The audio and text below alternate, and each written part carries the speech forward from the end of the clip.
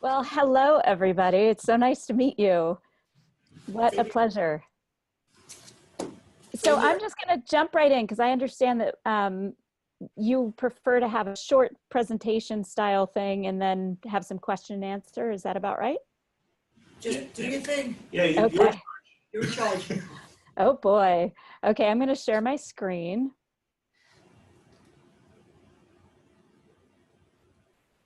So now you can see my slides. And I just use these as a guide for myself because otherwise I go off in different tangents and ask questions and then we kind of lose track of where we're going. And in limited time, I'm just going to go with the slides.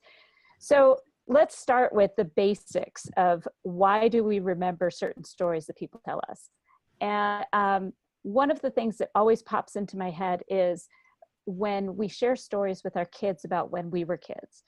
And one of the things that always resonates with an audience is a story that I share about an experience I had when my older son was 6 weeks old.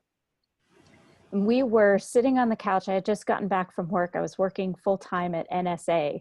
So I was implementing PeopleSoft, this ridiculous human resource management software at NSA at the Baltimore campus. And I was driving an hour each way to work. And I'd get home and the baby would nurse and he wouldn't stop nursing until I left the next morning for work. And I will never forget getting home one evening and the commute, of course, is really pleasant. Yeah, really pleasant. And I walked up my 3 flights of stairs into our apartment and Jacob was nursing and I was sitting on the couch and my husband hadn't gotten home yet from work. And I'm nursing and I'm looking down and there's this beautiful face looking up at me. He has these huge brown eyes, eyelashes that when he closes his eyes goes down to his cheekbones, and just this perfectly round face. And I burst into tears and I called my mother and I'm weeping. I'm having a hard time even speaking to my mom. And of course, my mom overreacts because that's what she does. And she's a nurse. So she just assumes that I'm going through some sort of postpartum depression. And she's very concerned. What happened? What happened? How's the baby? What happened? And of course, I tried to calm her down. Mom, it's fine. I'm fine. Yeah, I'm fine. And of course, she doesn't see me cry very often. I'm just not much of a crier. So this is really upsetting to her. So finally, I come out with these words as I'm looking down at this beautiful face of this amazing baby. And I didn't even want kids, so this is all surprising to me. I looked down and I said to my mother, "Now I know how much you love me." And I tell that story to our children, our 2 sons, and that's meaningful to them. So why is it meaningful to them? Any guesses about why that would be meaningful? Because it's personal, or it's about them too. It is. But I can share that story with any audience and draw them into my story. Even if you don't have kids, you can feel the emotion behind a story like that. So why do we remember them? Because they tug at our heartstrings. And also because I'm exposing just a little bit of vulnerability. One of the things that drives me crazy is that storytelling is suddenly a buzzword. Storytelling has been around since the beginning of time, since the beginning of humanity. So for it to suddenly be, oh, everything's all about storytelling kind of bothers me. And the reason that bothers me so much is that storytelling has always been a piece of communication. It's not its own thing. It's like the people that suddenly jump on board with the employee engagement buzz phrase.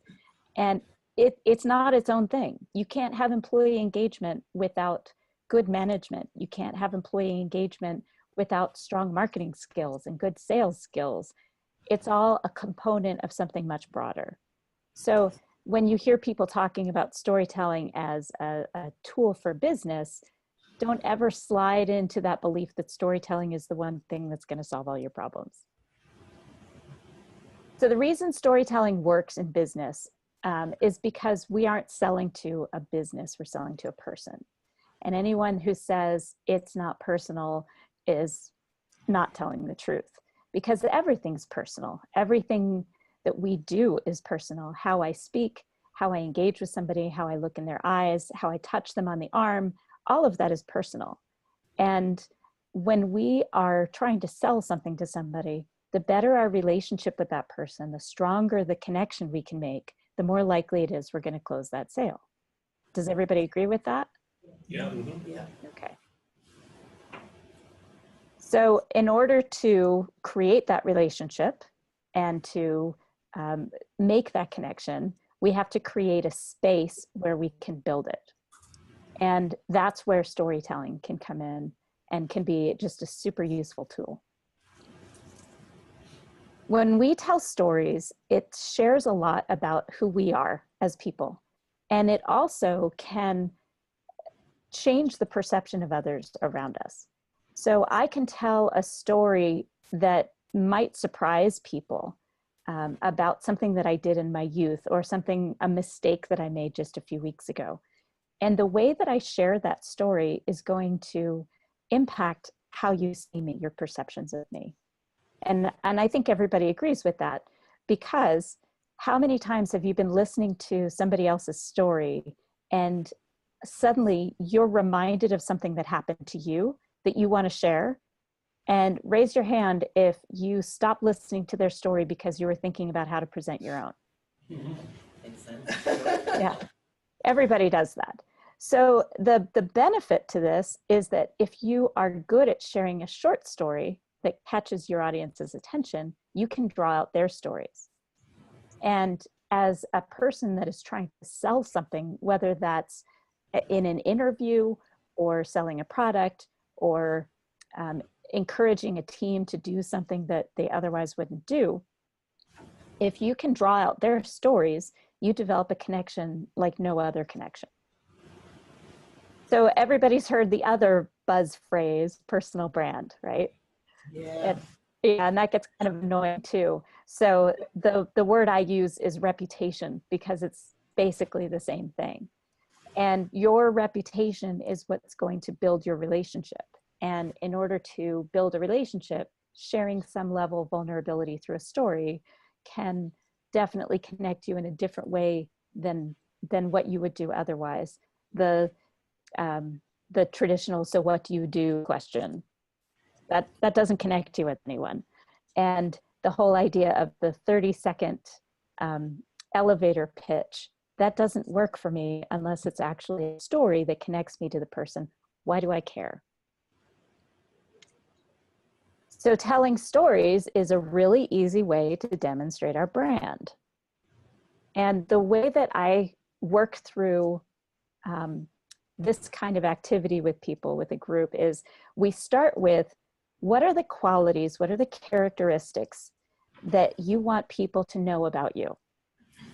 So if you're looking down at your paper and you think about the words you want people to use at the end of a conversation with you, think about the words compassionate, generous, competent, professional.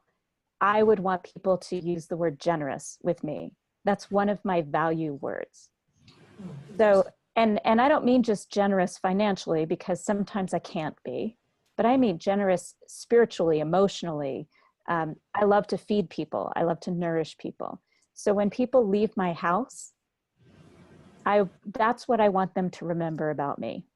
So think about 3 words that you would want people to use to describe you. I'm going to give you just a few seconds. There are a lot more than 3. So just start with 3.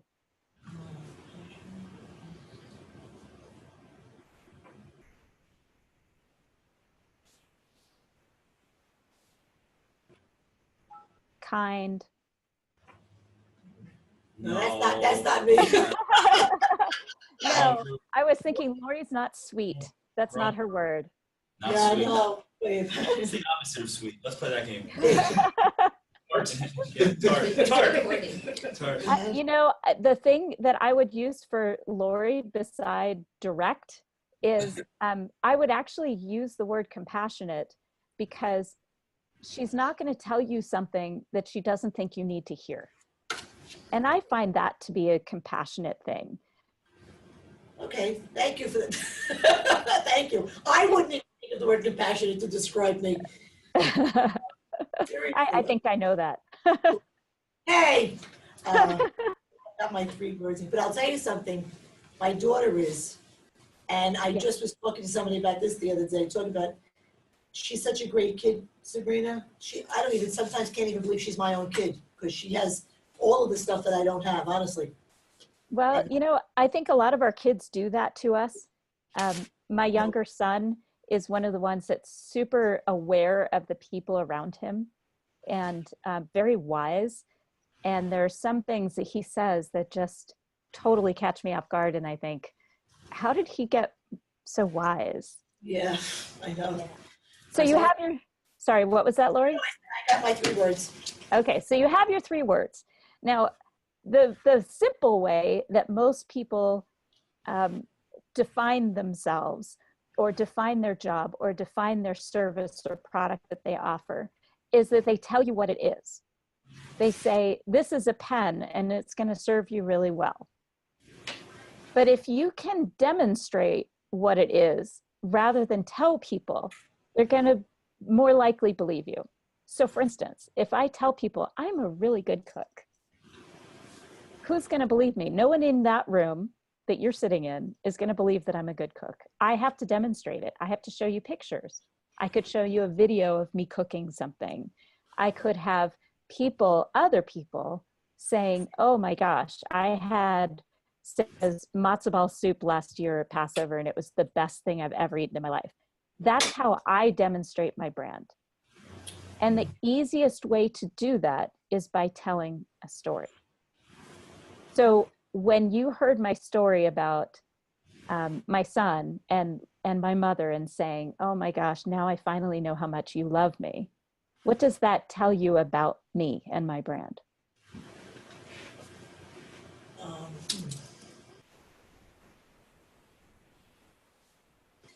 I'm trying to pretend that, because if I said that to my mother, I mean, I'm really thinking about this. If I came, because it's happened over the time where I walked in on my daughter, she's in college now, even when she was in high school, and I would get very emotional. Mm-hmm. In bed. I mean, this is when she was 17. And I think it was because I went through a lot to get her. I still can't even believe she's my kid. And I think if you're asking me to use transference, and I was to call my mom and say, Mom, I understand now how much you love me. I think it was because in that moment, I really understand what the word love is, and that you probably can't love anybody more in life, even your own husband or your wife, more than you love your child. I think that's what I would take from that. Mm-hmm. So what my value word is love.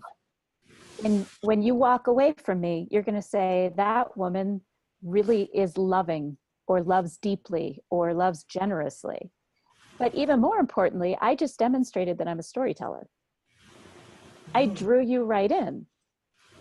You heard the story, but you also saw the story. You had an image of the story. You could imagine this small baby with big brown eyes. So I'm not telling you I'm a storyteller. I'm demonstrating it. So what makes a storyteller memorable? You know the actors and the stories that are memorable to you, but how do you make a storyteller memorable?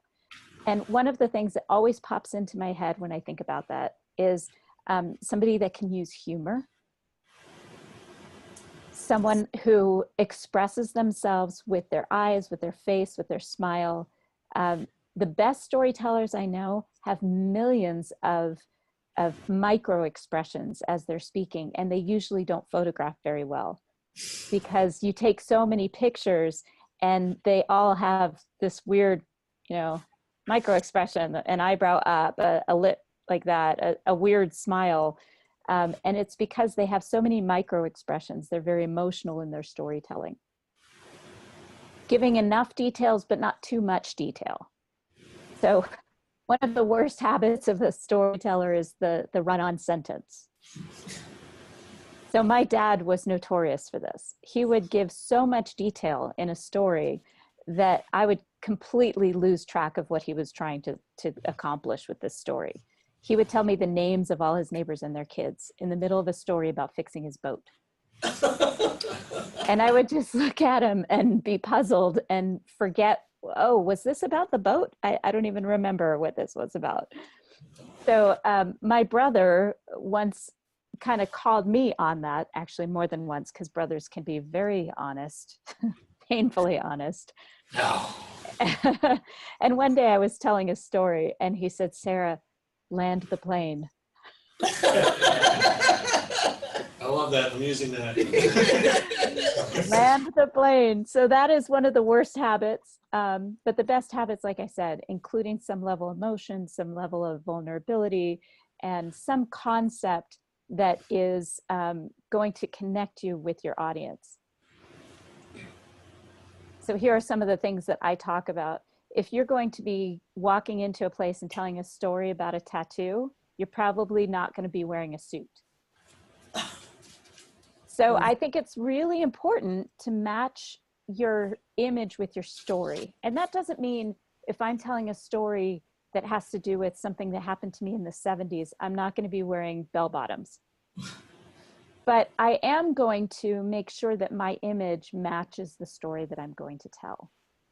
And I always tell people, even men, I always say, start with your shoes.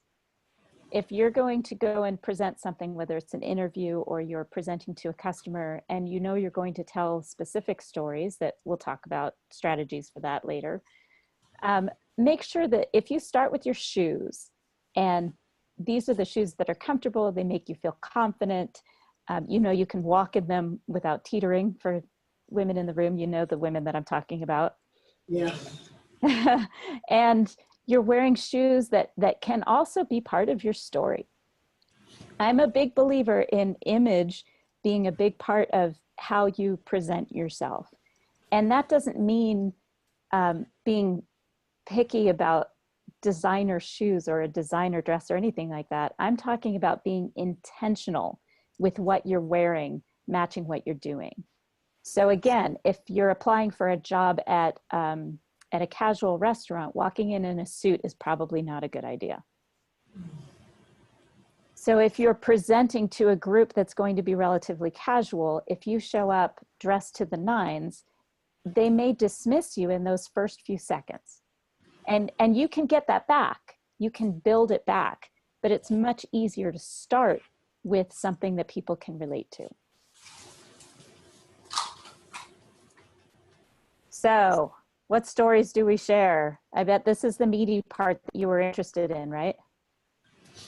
Oh. I hope. Okay, I've already got questions. Go ahead. Okay. Well, do you want to start with questions or do you want to start with a quick worksheet? Yeah. Okay. So the way that I usually do this with, say, a workshop is, and I'll just go through this. I don't expect you to work through it right now unless you want to start on it. But I always start with major life pivot points. One of the groups that I'm working with right now is the Blue Cross Blue Shield of Montana. And their leadership has decided that they're going to share their personal stories. And guess what they started with? I grew up in Montana. And then I went to college at University of Montana in Missoula. And that's where I met my wife. That's how they've decided to share their story. How much impact do they have with that? Yeah, it's pretty exciting, right? Woo, you grew up in Montana. Most everybody grew up in Montana if you're still here. So that's, so I always start with selecting eras in your life that you consider major pivot points. So for me, of course, I could say 7th grade was a major pivot point in my life. It was a time when I went from being very confident to completely losing my confidence. And I can tell you, freshman year of college was another major pivot point. It's kind of a counter pivot point to what happened in 7th grade. And then I can tell you that my senior year of college and my first year out of college, when I received a paid internship in Washington, D.C. and moved from Fort Collins, Colorado to Washington, D.C. for a paid internship, that year of my life was a major pivot point. So if we start there, then we can dig deeper. And that's where, if you are, let's say you're looking at a spreadsheet, this is a worksheet that I use sometimes with my clients. I put the era across the top of a spreadsheet, across the top of the columns. So 7th grade would be at the top of the column. And then on the left side, I would put story 1, story 2, story 3, story 4, etc. And in that top story under 7th grade, under story 1, I could put a phrase or a full sentence to jog my memory about something specific that happened in 7th grade. So I can say 7th grade was a major pivot point for me, and I lost all my confidence there. But again, I'm not demonstrating anything by saying that. But if I tell you that one day, 7th grade, I told my best friend that I thought this boy that I liked me. Woohoo, he liked me. And he was cute. He was so cute. And she said, I don't know why, Sarah, you're not very pretty. And I remember vividly going home and almost every night like this, walking up the stairs, slamming my bedroom door, and just hiding myself in my bedroom, devastated. And for the millionth time that year, my mother comes up and knocks on the door and says, what's going on? What's going on? And she hears this deep sobbing. This is why I don't cry much anymore, is because 7th grade took it all out of me. I have nothing left. But there I was, you know, trying to get myself together. My mom says, come down for dinner and let's talk about it. So I remember sitting at the dining room table, and my mother told my dad and my brother, my younger sister, what happened. And my dad and brother just burst out laughing. So to a 7th grade girl, that wasn't, she's so stupid, she's just saying that because she's jealous. That was, oh, well, that's pretty funny, maybe she's right. That's what a 7th grade girl hears when she hears laughter about a story that has devastated her. And through the whole time at the dinner table, I never remember hearing my dad and brother say, she's wrong. So that's a very specific story, right? Yeah. Yeah. So, and it also clearly demonstrates what happened in 7th grade. And that's just one of many incidents that colored who I was for many years. So you can start to fill out that, I call it a story portfolio, with just a phrase or a sentence in those boxes of specific incidents, a specific conversation you had, a specific adventure that you had, a road trip, what happened on that road trip, your labor story. If you're a woman who has had a child, every woman has a labor story who has had a child, positive or negative. Consider something, some specific, sharing has paused. Sorry. So try to be specific, and you won't use all of these stories, but the nice thing is once you figure out which audiences to share them with, then when somebody says, tell me a story about, you won't hesitate. So raise your hand if somebody has said, tell me a story about, and you've frozen. None of you? No. Oh my gosh. This is a different group then. The last group I spoke to, 90% of the people raised their hand. So a lot of people really struggle with figuring out which story to share because they don't have a collection of them in their minds that are applicable to any situation. So we can share stories all different ways. I'm not going to get into detail there. And this is just all the pictures that I could share stories and include images. So going back a slide, if you're looking at this, one of the things that really makes a story powerful is adding images to it. So anytime I write a story, blog a story, anytime I share a story, if I can have images associated with it, that is really helpful. And it's not so much the image, it's the connection of the image to the story. So people just remember it better that way. Does that make sense to everybody? The other thing I often will add to a blog post or a story that I share is music.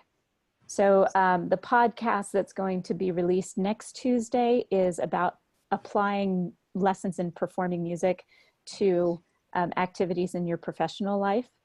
And one of the songs that came up, I embedded a link to that song so that people could listen to what I had referred to during the podcast. So the last thing is, when you're sharing a story, sometimes it's going to be imperfect. You're going to fail. It's going to flop. And the most important thing in that situation is to be watching your audience.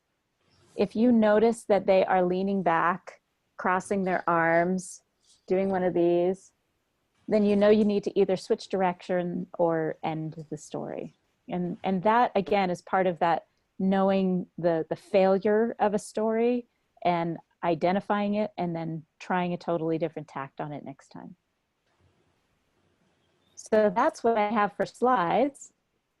I'm going to stop the screen sharing unless you need anything. I don't know why it's not. My mouse disappeared. Technology is a wonderful thing. It really is. I just love it. I can't help you from here.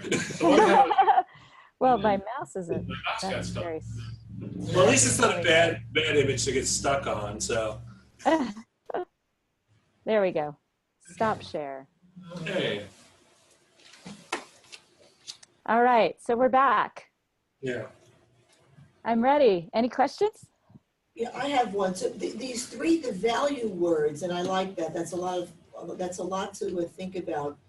So what the purpose of that, in other words, is to figure out the three words and then somehow use them in a post, in an article, or I would suggest demonstrating them. So in other words, find a story from your past that demonstrates that. So if I want to demonstrate generosity of spirit, I might talk about the volunteering that I did with the Women's Leadership Network. I might tell a story about it.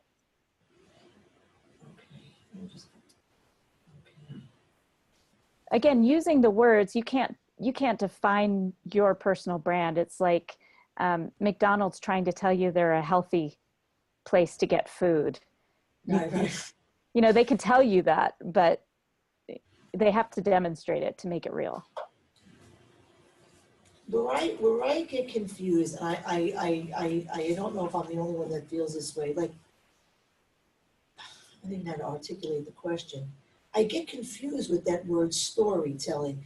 You see a lot of it now, storytelling marketing or storytelling branding. It's sort of, it's like you say it's a buzzword, and I understand it intellectually, like when you see a Budweiser commercial, I mean, right away, you get goosebumps, you see the American flag or the Clydesdale horses. I mean, you know what it's about. And then, oh yeah, they sell beer. That to me is storytelling. Is that correct? Yes, absolutely.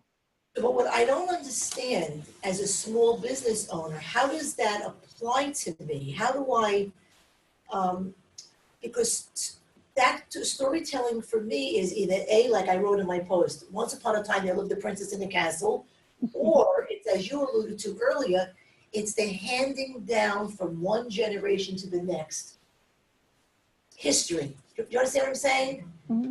And I'm finding it hard to apply storytelling in my own business. Let's start with the first basic thing.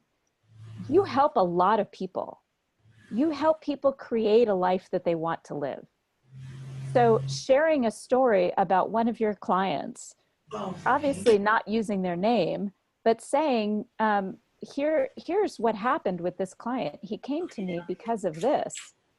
And this was his result.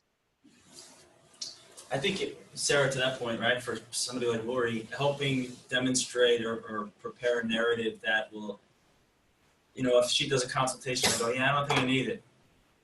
Then it's really storytelling time about the family she helped or the person she helped who was able to go to their kid's prom and was healthier and didn't need to worry about, not fitting in her dress and all this other crap that they worry about, right? So I think that's how I would tell the story, because I think about it all the time in my business, right? We tell stories, it's just that I'm not intentional enough with it. So if I script it and then I can have 2 or 3 stories, that's where I think it'll help me big time. Like why should somebody buy life insurance? Why should somebody invest their money? It's like I never thought about that before. That's really great. I mean, I post a lot, and I'm always educating, I'm always informing, the 3 words that I wrote to describe myself that I really want people to, if I had to pick them, would be passionate, honest, knowledgeable. And I think I demonstrate that all the time with the way I write. I just let it all hang out there. But you're right about that, because I'm serious, I'm not just stroking you, because I'm relocating my office next week, and as I was boxing up a lot of my folders, to move over, especially my clients who are already on stabilization and maintenance that I haven't seen in a while, I'm serious. I went through their folders just to remind myself, and I did become overwhelmed sometimes, like saying, wow, look at the change in that person. Mm-hmm. And then you hear about them through the community, like how they're doing. Oh, she got engaged and she's married now, and I never write about that. I just and that's because I've always felt that I would be sharing, too personal information, and that if obviously you're right, I could never use somebody's name. I would have to call them Jane and John Doe. And then what stops me from that is that maybe people will think I'm full of shit, that I'm just making it up because I'm not using a real person's name. You know what I'm saying? Okay, so there are 2 parts to what you're suggesting. And the first one is start with one of their thank you notes. Look at a thank you note that you received and write the story about where that came from. And you can always ask them. If you've gotten a thank you note from a customer referral, ask them, I'd like to use your story. I won't use your name. Do you mind? And most people are perfectly happy with that. As a matter of fact, most will say, go ahead, use my name. I'm proud of what I've accomplished. There's nothing wrong with that. And then the second part to that is, we're not just sharing stories for marketing or to sell something to somebody. You're sharing a story to connect with them. So if you, what was your name as selling insurance? Anthony. So in Anthony's case, what he said to you was, in your consultation, and somebody says, well, I don't need this, so you share a story. It actually, I think, is more important to start with the story. This is one of my clients. This is what happened with one of my clients. Or this is why I do what I do, and share a very specific incident from your past that inspired you to be who you are and do what you do for people. And then ask them for a story, and maybe not directly tell me your story, because that's kind of creepy. But if you say something like, I bet you have a story that's related to this, or once you tell a story, sometimes you can see it. I'll actually tell a story and look straight at my coaching client and say, that just triggered a story, didn't it? Tell me about it. I have a lot, whenever a client is finished with me or they have some really great news, and they always write testimonials. I have hundreds of them up on my website, but now what you're saying, I could go back to those and just a little deeper. It's a great idea. Oh, I got so much going on in my head right now, I can't even contain it. So you were talking about that's great. Your personal brand, or if you have a business where it's personal, where I consult you in your business, but you also mentioned story branding from a marketing point of view. So I'm Dean. I run an advertising agency. And I'm actually giving a presentation on story branding, which is the book and I'm sure you know about, on Thursday, which I kind of did here too. So in that case, it's more about the structure of the story and talking about who the hero is, and in convincing local businesses that you're not the hero. Nobody wants to see a local car dealer stand up and talk about the sale and how great he is and that he's been in business for 30 years. The idea is to talk about the client as the hero and you as the advisor or the helper to the hero, because every hero has, every Luke Skywalker has an Obi-Wan Kenobi. So that's Exactly. how, and the marketing message should make your business the advisor and your client the hero, and the happy ending or the not happy ending, depending on how you want to make it, gets them to buy the product. Be careful. In my world, from Brooklyn, a happy ending. I couldn't help myself. But anyway. We're not talking massage here, Lori. One of the massage me up. I have another question. So, for example, take somebody like, and this is Anna Maria, by the way. She's a family law attorney. How would that apply to her field? Well, actually, I do know, because anybody who comes into me is telling me their story. Exactly. I meet with the client. The first thing basically try to get from them is, what is your story? Tell me what's going on in your life. What is But it? how would you be able to write about, like, how would you be able to, No, no? her needs are different. Her needs are different. Anna Marie, what you could benefit from is learning how to draw out their stories more comfortably. And so what I would suggest to you is that you think of a story you can share that demonstrates some level of vulnerability. Obviously, in your position, you have to be really careful with how vulnerable you get. But if you share some level of vulnerability, some kind of story, you're more likely to create that environment, that space where they're really comfortable sharing their story with you and actually telling you the truth. And I think that's probably the hardest thing for you, is to make sure that they're telling you the accurate story, a story that you can actually work with. Is that accurate? Yes, and it comes in episodes. So over time, there'll be more truth that comes to light. Right. So if you can shorten that, Becoming more comfortable. if you, Yeah, and with my business, it's really building the relationship. So sharing things that have happened either to me personally or to other clients resonates. That's really, I think, how they build up trust in the process. exactly. But particularly sharing your own. I can tell you stories that other people have told me about themselves, but I really believe that if you're connecting on a deeper level, telling one of your own stories is important. And it doesn't have to be an epic story. I think that's one of the things people forget. I could tell you this epic story of when my husband broke his leg on a hike and we were 2 miles from the trailhead, and we had a 4-year-old and a 6-year-old with us and a puppy. And we were literally 2 miles from the trailhead up in the mountains in Montana. And I hadn't seen another soul since we left for our hike. We had been camping the night before. That's an epic story. It would take a little while for me to share that story. So I'm not going to, but not every story has to be epic. I shared that story about my son and feeling that just incredible emotion about how much I loved him, not because it's an epic story, but because it's meaningful. So if you can share even a small story that is meaningful, that you know is going to connect you with that other person, it's not hard to find those stories. We all have them. And that's why it's so important to have that portfolio, to start jogging your memory about specific things that happened.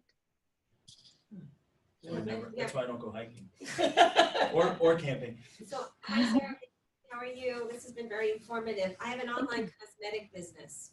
So I help women camouflage their faces or their bodies because they were born with a birthmark, or they have dark eye circles, or they have veins, or anything they want to cover, age spots. And what I've been doing lately, and I spoke to 2 fabulous people today, when I'm speaking to a customer, I'll say, oh my goodness, I know how much you love it. Could you give me a testimonial? And today I had a 6'5" male, because I love men too, because a lot of men, are starting to wear makeup. And he goes, I have it on my arms, I have, a lot of age spots, and I have a lot on my face, and it's really like a big body cover up, and I wish your tubes were bigger, whatever. So,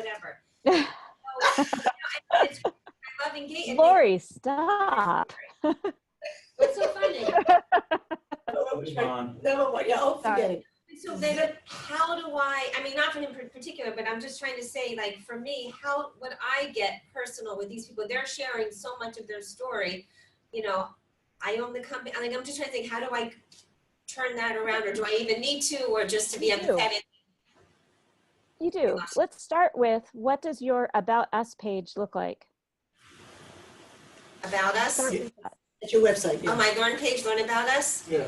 So it's my mother-in-law who created she's been in the cosmetic industry for 50 years. And then, what I came in with, and so forth. And mother, mompreneur, blah, blah, blah, mother of 2 children, things like that. Yeah, your life story, right? Right, a little bit. Probably needs some publishing. I'll have to go back now and look at it again. So think about it in those terms, because people aren't just buying your product, they're buying you. They're buying a relationship with you and your product. So if you can, on a blog post, start with that portfolio of stories to start getting some ideas about what drives you and what defined you as you grew up. Those pivot points, when I was in college, my freshman year, the thing that turned around the whole confidence issue was talking to another friend, and she said, so let's pretend for a second that your friend was right and that you aren't that cute. Let's just pretend that for a second. Do you really want to spend time with people who don't like you because you're not cute? Why would you even care? So that was one conversation that completely changed how I saw myself and how I saw the people around me. And you can write those stories. What I just told you, that story will trigger a story for you. And I would suggest even going as deep as doing little microblogs on Facebook or whatever platform that you use. Do some microblogging. Tell a one paragraph story about something that happened when you were in 7th grade or whatever. So basically, you're saying that, so storytelling, you see, this is where I go back and forth. Yes, you're correct that people do buy people. They're buying people, not only the product or service we're selling. Where I get a little confused is like, is the difference between personal stories and business stories. So there is a big difference here. Yeah, and I just want to tell you one thing. I personally, this is just me, no, I don't want anybody to be offended or anything like that. I never wanted to, I just somehow or other, I do a lot of offending, even though I don't want to offend it. No, but seriously, like, let's just use LinkedIn for an example. I scroll past almost 99% of what I consider too much personal bullshit. I'm not interested in it. I'm there for business.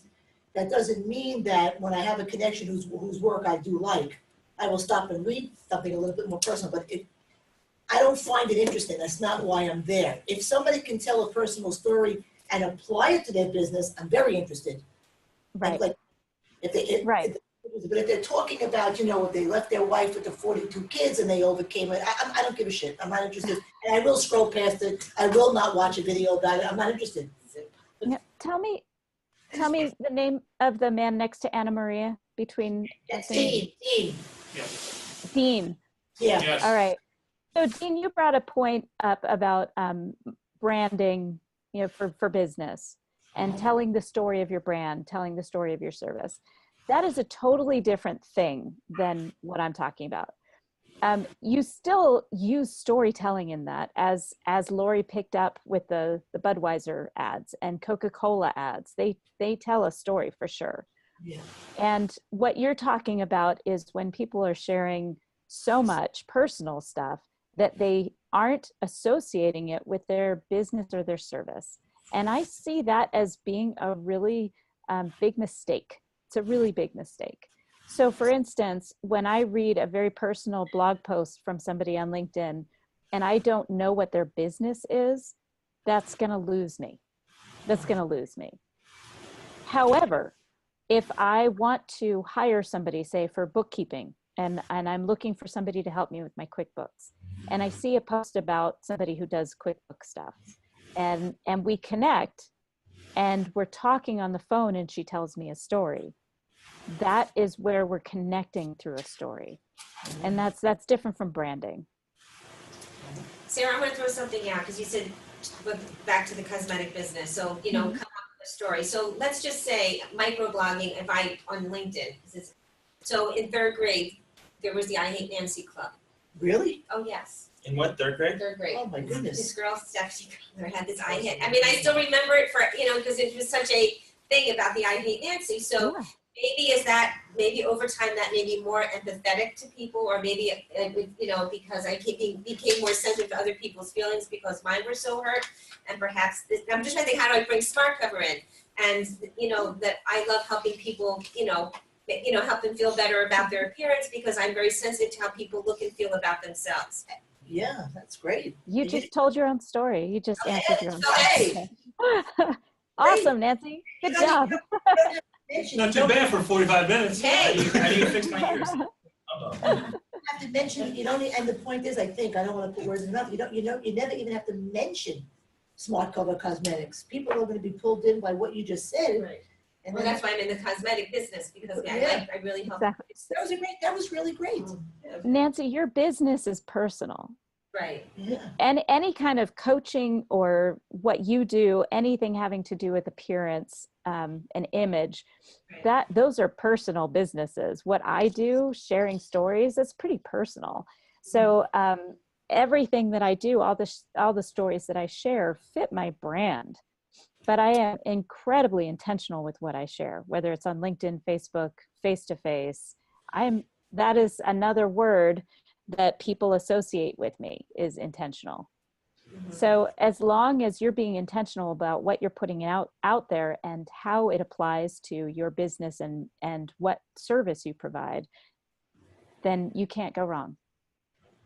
I'm gonna follow you. I haven't started yet, but I am going to, because I like to see how you would even start on LinkedIn. Lori's been trying to get me on LinkedIn for 2 years to post things, and I'm like, and she's even more content than, you know, so many, but it's very hard to, like, how do you even, like, start sharing? Like, okay, so I do this story, then are they gonna expect another kind of story like that from me a week later? Like, how do you keep the momentum?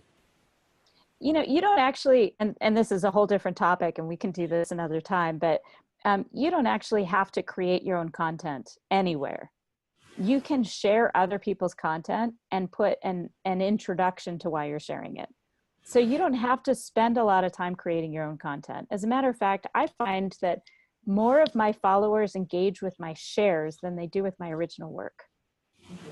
So I would suggest that if you find an article that really resonates with you, one of Lori's articles, for instance, because it's all about self-care, it's all about understanding your choices. Let's say you see an article that Lori wrote that really resonates with you. You hit the share button and you tag her, love this article by Lori Boxer. So use the @ symbol just like you do on Facebook.